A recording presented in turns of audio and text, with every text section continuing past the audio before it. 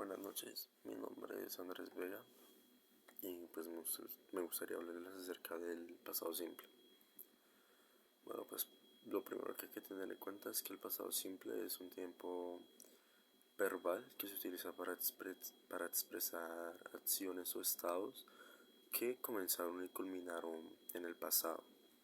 Un ejemplo de esto sería la oración They went to Mexico eh, for their summer vacation, que traduciría ellos fueron a México para sus vacaciones de verano. Bueno, siguiendo con ese orden de ideas, pues la estructura del pasado simple se forma por un sujeto, por el sujeto, el verbo en pasado y el complemento. Eh, un ejemplo de esto sería eh, I went to the park yesterday, que traduciría yo fui al parque ayer. Como podemos ver, pues se encuentra el sujeto, la acción a realizar y lo que termina de completar la oración. Algo que hay que tener en cuenta es que el pasado simple de manera negativa, digo el pasado simple, el verbo se queda como pasado, digamos work a worked o study a studied. Es el único en el que el verbo se escribe tal cual como es en el pasado. En lo que es negativo e interrogativo, el verbo vuelve a la normalidad siendo simplemente work o study. Bueno,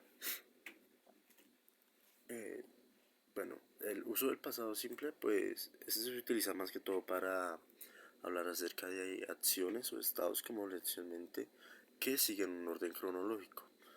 Por ejemplo, yesterday, last week, last night. Es algo que se realizó en el pasado que sí o sí se tuvo que haber hecho y de lo cual estamos conscientes. Bueno, para pasar de tema, el pasado simple de manera negativa. Bueno, pues lo primero es que su estructura se divide en el sujeto, el did not, el verbo en infinitivo y ya el complemento. Ya. Bueno, un ejemplo de esto sería eh, I didn't eat a big sandwich for lunch, que traduciría no comí un sándwich grande para el almuerzo. Se debe colocar antes el did, antes de la acción. Esto para poder llegar a el did not, para especificar. Esto para llegar a saber que no se realizó una acción o no hicimos esto, no nos sentimos de esta manera.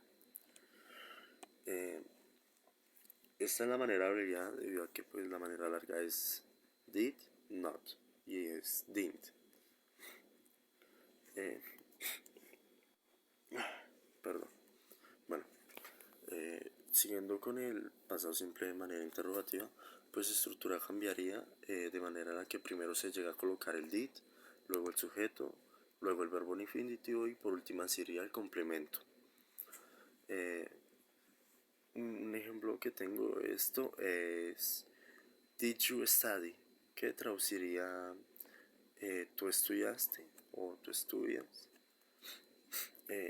Esta es la única regla esta es la única manera en la que la estructura gramatical del pasado simple cambia. Pues en ninguna otra se coloca primero antes el, digamos, lo auxiliar antes que el sujeto. Bueno, continuando con esto y para tocar un tema más, por así decirlo, complejo, quiero hablar acerca del verbo to be en pasado.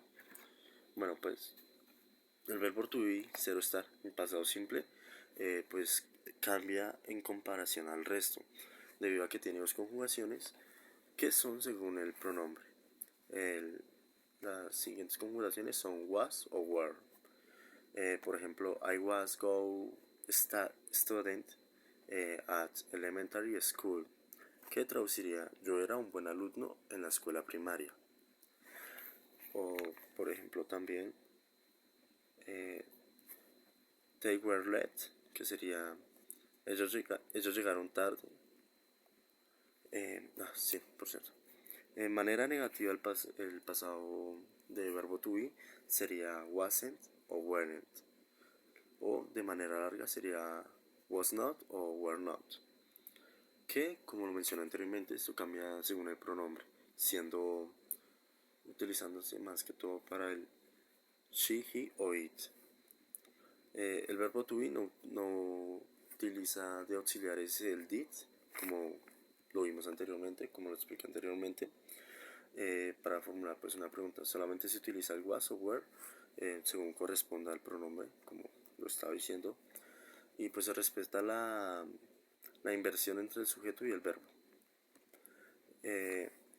Un ejemplo de esto sería were you at the office yesterday, que sería estuviste en la oficina ayer.